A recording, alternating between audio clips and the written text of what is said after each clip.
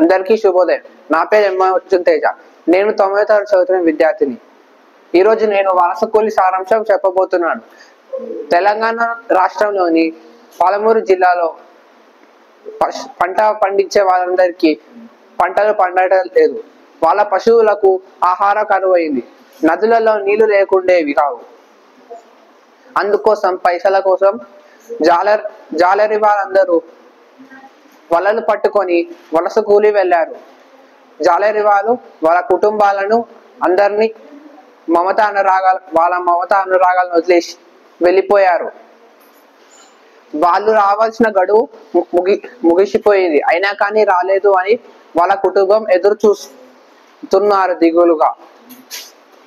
గోదావరి వరదల వల్ల ఆ జాలరి వారు అందులో చనిపోయారు. ఆ వార్త వాళ్ళ కుటుంబానికి తెలియలేదు.